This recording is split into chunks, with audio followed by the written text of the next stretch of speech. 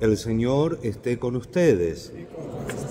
Del Santo Evangelio según San Lucas.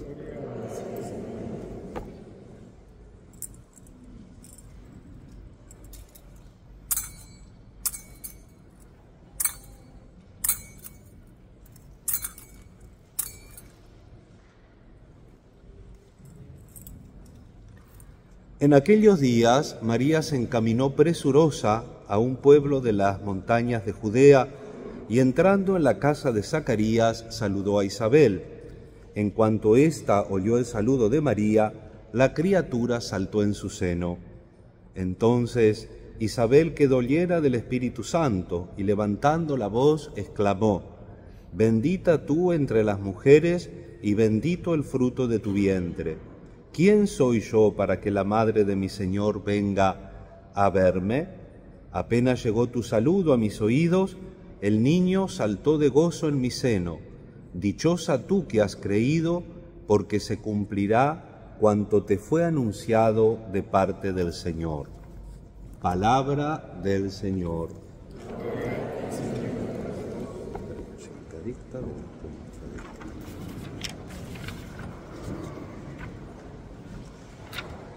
Queridos hermanos, la enseñanza de Jesús en el Evangelio según San Lucas se concentra en su viaje de Galilea hasta Jerusalén. Este viaje, además de ser un camino desde el punto de vista geográfico, es también un tema teológico. Jesús enseña a sus discípulos aquello que será su peregrinación humana, un camino hacia la gloria pasando por el sufrimiento. A cualquiera que expresara el deseo de seguirle, Jesús dice: «Los zorros tienen madrigueras y los pájaros del cielo nido, pero el Hijo del Hombre no tiene dónde reclinar la cabeza». Lucas nos dice que Jesús comenzó su vida en la inseguridad, lejos de la casa de sus padres, en un pesebre. Todo esto es un símbolo del hecho que los jefes del pueblo de Israel lo han rechazado. No tenían lugar para él en sus tradiciones. La trayectoria de la vida de Jesús en el Evangelio según San Lucas comienza sin un puesto para él en la posada y termina sin un lugar para él en el corazón de su pueblo. Hasta el sepulcro es prestado. La respuesta de Jesús a aquellos que quieren seguirlo, y espero que nosotros estemos entre los que quieren seguirlo, expresa que la vulnerabilidad y la inseguridad son condiciones para volverse discípulos, una apertura total a todo eso que la obediencia a Jesús puede significar. El obispo Dolam, en la misa de 9, resumió esto que estoy diciendo ciertamente con otras palabras, pero en 3 palabras: cuna, cruz y comunión. Esa es la vida de Jesús.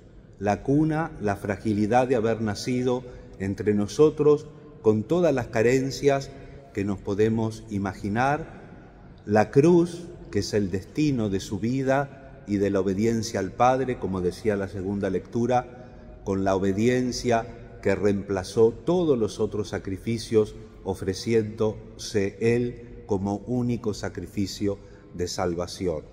Y la comunión, que expresa la visita de María a su prima Elizabeth. San Lucas anticipa toda esta enseñanza en sus 2 primeros capítulos. La primera expresión de esta enseñanza es María, modelo de cada discípulo que escucha la palabra de Dios y la pone en práctica. El relato del evangelista describe la manera inesperada con la cual, en continuidad con el Antiguo Testamento, Dios elige una joven virgen hebrea de un pequeñísimo pueblo de Galilea. Entonces, la Galilea se encontraba en una provincia del norte y era despreciada por los hebreos más cultos de la Judea. Una de las razones de este desprecio era que la región estaba habitada por muchos gentiles, muchos paganos, al punto que se podía dudar de la misma pureza ritual de los hebreos que allí vivían. No solamente Dios visita a esta joven, en ella, en María, y por medio de ella, Él visita al resto de la humanidad. En el Antiguo Testamento, en el segundo libro de Samuel, se encuentra una descripción muy colorida del traslado del Arca de la Alianza a Jerusalén. El Arca, que es el símbolo de la presencia de Dios, se detiene en la casa de Obed-Edom y es una fuente de gran bendición para esa casa. David danza delante del Arca. Lucas retoma todos estos elementos en el relato inspirado de su Evangelio que hemos proclamado hoy. En la descripción de la visita de María a su prima Elisabet. Como el Arca, María emprende un viaje que la conduce de Galilea a Judea, a través de las montañas de Samaria. Tiene lugar la misma manifestación de gloria, comprendida la danza sagrada cumplida por Juan Bautista en el seno de su madre. Corresponde a aquella de David delante del Arca.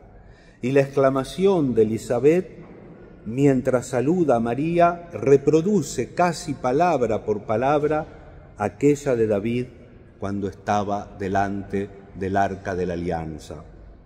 María es la verdadera Arca de la Alianza, que comunica la presencia de Dios a todos aquellos a los que visita. Pero todo esto es cumplido con extrema simplicidad y con un toque admirable de humanidad, la calidez humana, salir al encuentro de la necesidad del otro. María, en la Anunciación, se entera que Isabel, de edad avanzada, está esperando un hijo y se pone a total disposición de Elisabet. Se queda con ella 3 meses para asistirla.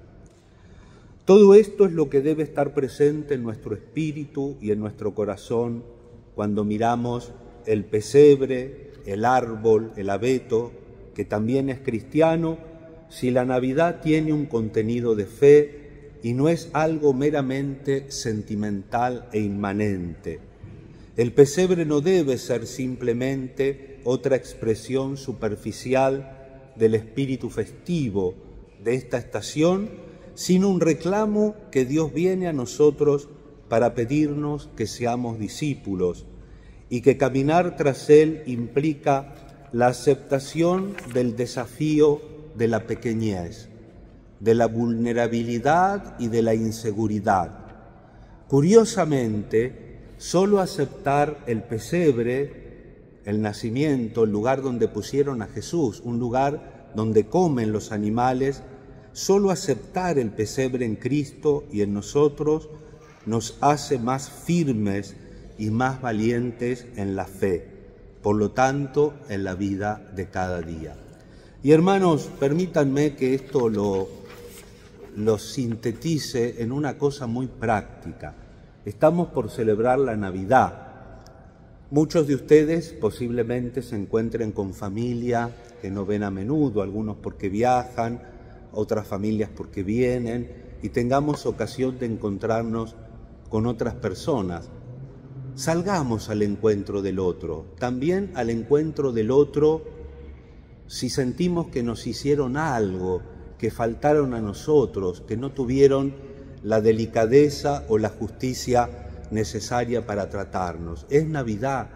Cristo nos vino a visitar cuando éramos pecadores. Dios nos visita cuando le damos la espalda, cuando le decimos que no a su palabra. Y sin embargo, Él está ahí. Y como decía el obispo, en la cuna, en la cruz y en la comunión. Como María, en la comunión, salir al encuentro del otro. Qué fácil es a veces buscarse a uno mismo, no aprender de la obediencia de Jesús que no guardó celosamente su categoría de Dios, sino que al contrario, se ofreció por nosotros, naciendo en un lugar, y lo hemos celebrado en muchos lugares con las posadas, naciendo en un lugar sin lo mínimo. Y cuando fue grande y se ofreció por el pueblo lo despreció. Crucifícalo, crucifícalo. Lo escupieron, lo coronaron de espinas. Jesús sabe lo que es la injusticia. ¿Por qué nosotros no somos capaces de aceptar una pequeña injusticia? Me dijo esto, me miró, no me dio lugar, no me tuvo en consideración, no me dejó pasar primero. Qué mezquinos que somos, hermanos. Vamos a celebrar la Navidad, celebrémosla en cristiano, celebrémosla como Jesús, en la cuna, en la cruz, en la comunión. Aunque sea una tregua, después ya el 26, el 27 volvemos a ser un poco ogro.